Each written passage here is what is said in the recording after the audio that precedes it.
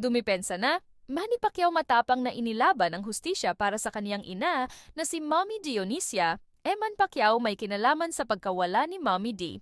Tila ngayong araw nga lang formal na humarap sa korte ang world professional boxer at senator na si Manny Pacquiao matapos umanong magsampa nito ng kaso sa anak nito sa labas na si Eman Pacquiao.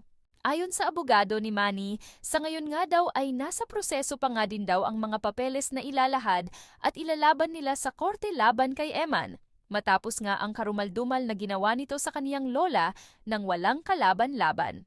Dagdag pa ni Manny na ito nga lang daw ang tanging paraan upang mabigyan ng hustisya at karapatan ng kaniyang ina dahil sa ginawa ng kaniyang anak. Ayon pa sa pamilya Pacquiao, 2 case nga daw ang siyang ipinataw nila na kaso kay Eman dahil sa hindi makatarungan nitong ginawa kay Mommy D at ito nga daw ay legitimate parricide at RA 7610, Protection Against Exploitation and Discrimination.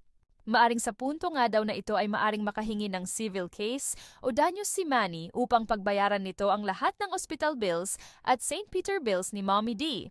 Kaya naman sa bandang huli ay walang kalayanang siyang ipinataw ng pamilya Pacquiao laban kay Eman.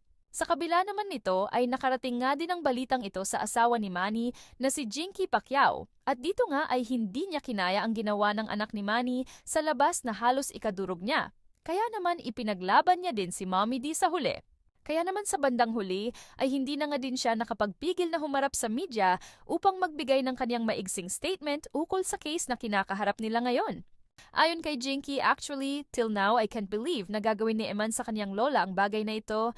I know wala akong karapatan na makialam sa family problem nila, pero this time kailangan kong maasam ang hustisya para sa biyenan ko at kailangan niya itong pagbayaran. Subalit sa kabila naman nito ay usap-usapan nga din sa mundo ng showbiz ang di umano'y pagkontrol at pagpigil ng pamilya Bacosa na manahimik na lang sa publiko ukol sa issue at case na ito at pinangakong handar umano nilang gawin lahat para lang iurong ng mga ito ang isinampa nilang kaso laban kay Eman. Ngunit tila sa huli naman ay isinawalang bahala na lang ito ng pamilya Pacquiao at buong tapang na ipinaglaban ang kaso.